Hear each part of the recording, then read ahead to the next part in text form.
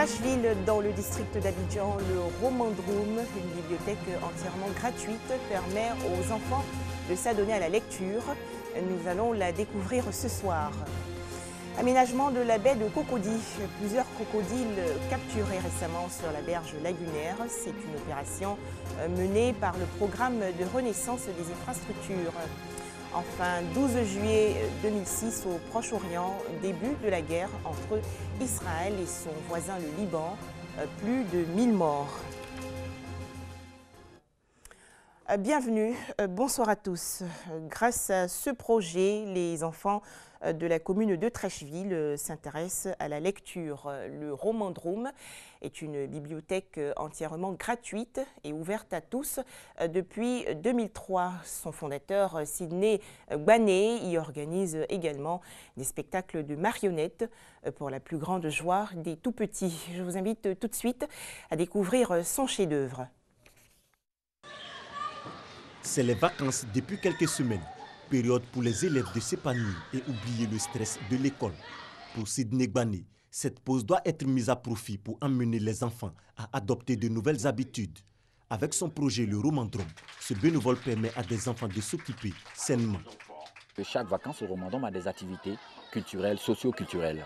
Alors, on vient de faire une caravane de lecture il y a 2 mois maintenant de cela. Maintenant, on fait le spectacle en prélude au jeu de la francophonie. Après encore, on aura d'autres spectacles, une caravane de rire dans le quartier de Trashville. Il y aura encore des centres aérés au Romandroum. Donc on va faire plein d'activités pour permettre toujours aux enfants de savoir lire, d'aimer et d'avoir le goût de la lecture. Et c'est notre but, notre passion et notre amour pour les enfants et la lecture. Contes, marionnettes, spectacles d'humour, lecture, autant d'activités au menu pour permettre aux enfants de savourer des moments inoubliables. Ces gamins prennent donc du plaisir à s'amuser en apprenant. Applaudissez-vous. On m'a appris à lire, on m'a appris à faire des sketchs, et puis aussi à chanter, à dessiner, à écrire aussi. Ça m'apprend beaucoup de choses. Ça m'apprend à être intelligent, à m'amuser aussi.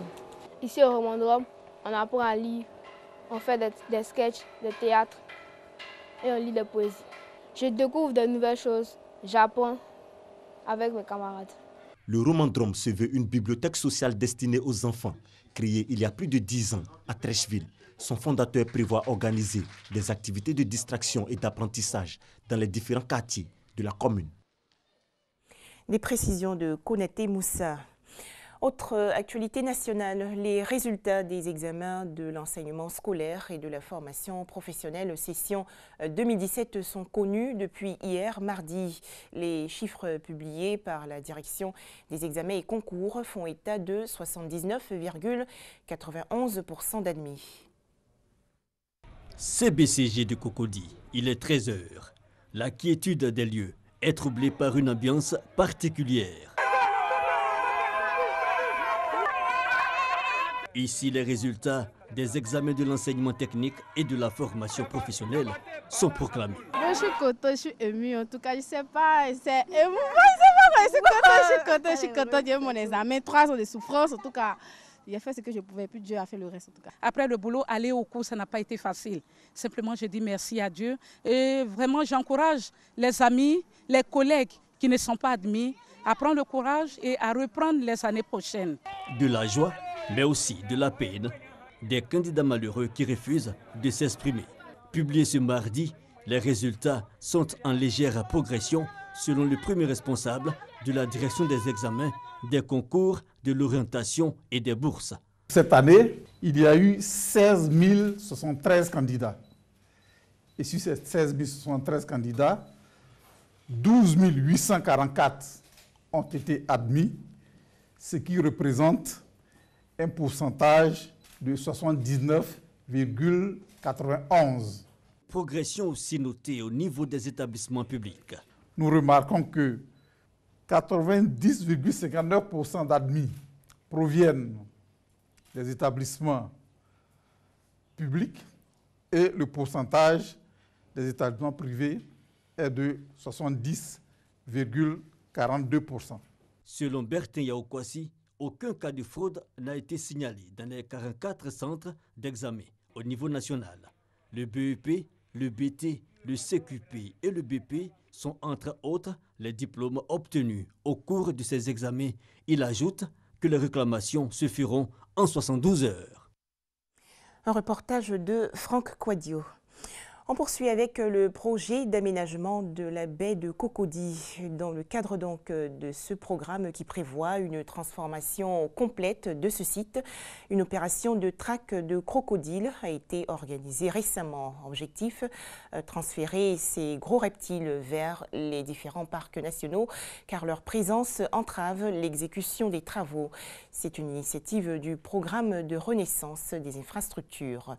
Le point avec Serge Collet.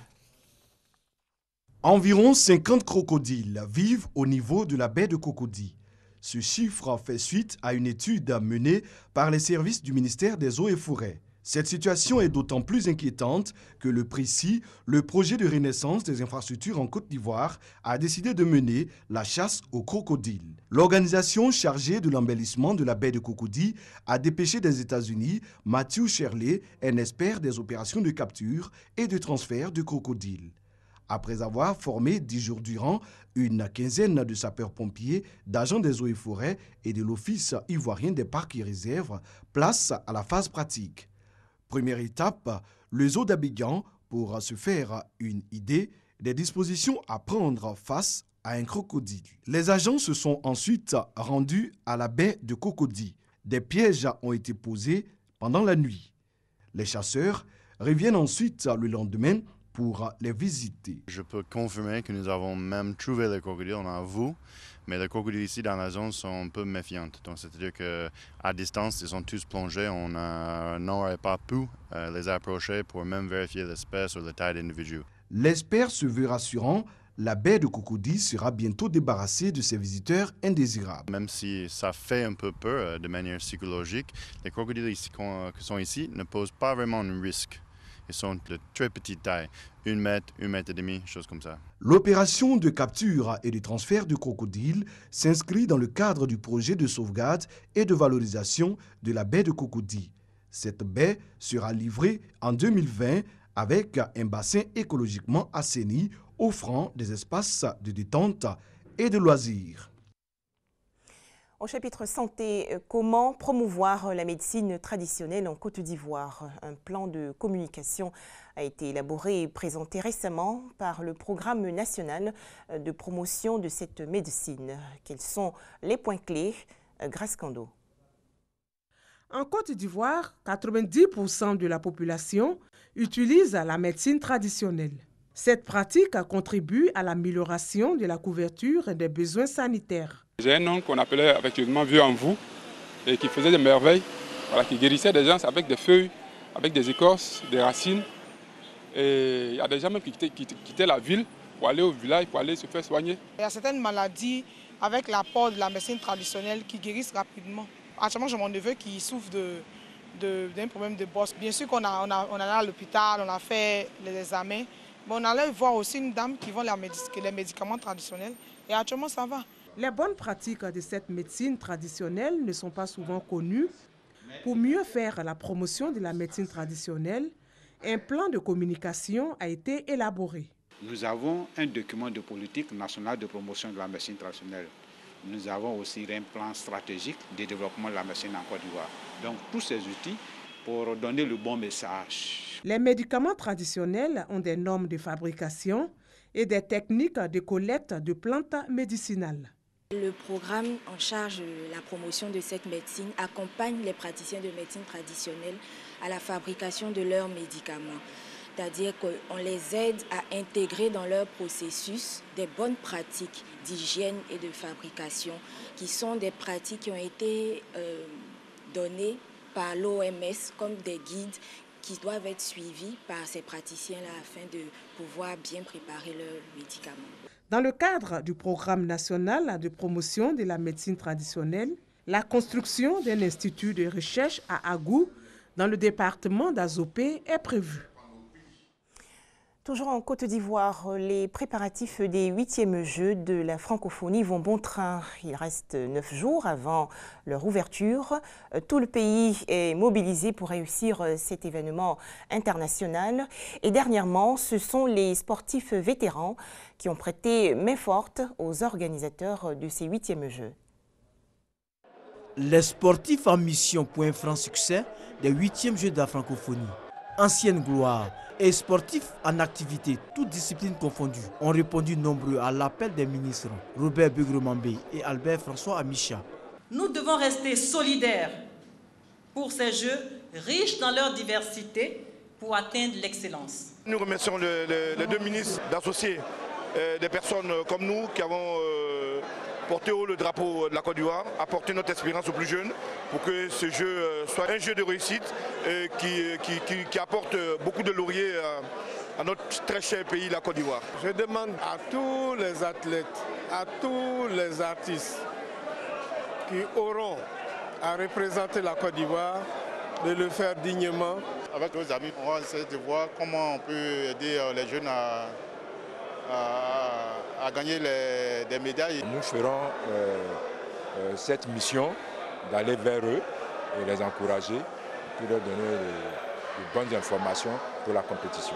Le ministre auprès du président de la République chargé des Jeux de la francophonie et le ministre des Sports et Loisirs saluent la grande mobilisation des sportifs.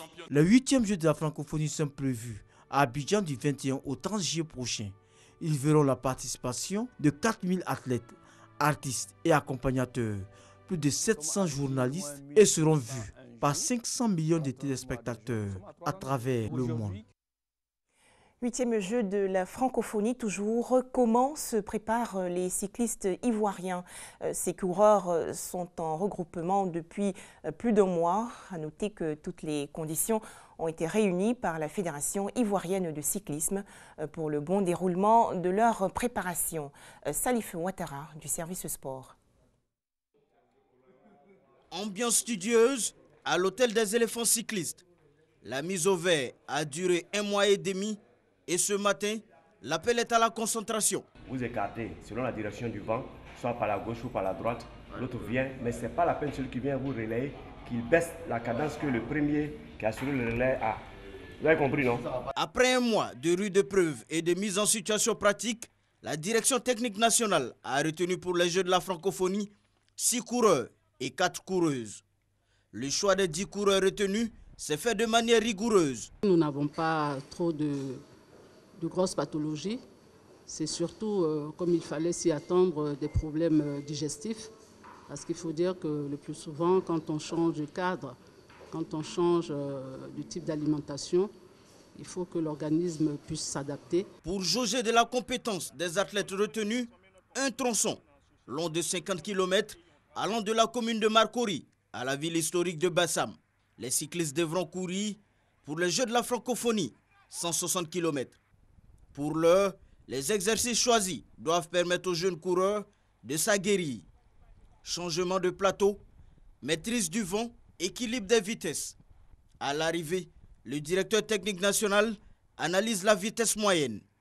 Du travail reste à faire. Prévu dans la matinée du jeudi 27 juillet, la course cycliste débutera à 13 juillet. Une percée sur Cocody avant de reprendre le pont Henri Konan-Bédié pour finir à Bassam. C'est l'un des plus gros icebergs jamais observés par les scientifiques. Cette montagne de glace d'environ 1000 milliards de tonnes et épaisse de 350 mètres vient de se former après s'être détaché du continent antarctique. Et selon les chercheurs, ce glacier n'aura pas d'impact sur le niveau des océans car il flotte déjà sur l'eau. La surface du globe terrestre disparaît peu à peu. L'Arctique se réchauffe 2 fois plus rapidement que le reste de la planète et la calotte glaciaire du Groenland recule particulièrement. Ce processus s'accélère par lui-même. La disparition plus rapide de la neige laisse place à la glace qui absorbe plus de rayonnement solaire et par conséquent augmente encore la fonte. À l'opposé du globe, 90% des glaciers de la péninsule antarctique ont aussi commencé à se liquéfier. La fonte des glaces atteint également la haute montagne, l'Himalaya, le Kilimandjaro, dans les Alpes, les Pyrénées comme dans les Andes. Partout les glaciers sont en recul, voire en train de disparaître. En conséquence, le niveau des océans augmente, causé à la fois par l'écoulement de la glace fondue et l'expansion thermique des mers, car l'eau chaude est plus volumineuse que l'eau froide. À l'échelle du globe, sur la période 2081-2100, selon les scénarios envisagés, l'élévation se situera entre 26 cm à près de 1 mètre. Les États insulaires du Pacifique ou de l'océan Indien, comme les Maldives, seront engloutis. Des régions côtières très densément peuplées, Bangladesh, Vietnam, Pays-Bas et de nombreuses mégalopoles sont menacées, comme sur la côte est des États-Unis. Enfin, plus que 9 jours avant l'ouverture des 8e Jeux de la francophonie Abidjan 2017, tous ensemble vers le rêve ivoirien. Merci de nous avoir suivis, édition supervisée par Thomas Guessambi.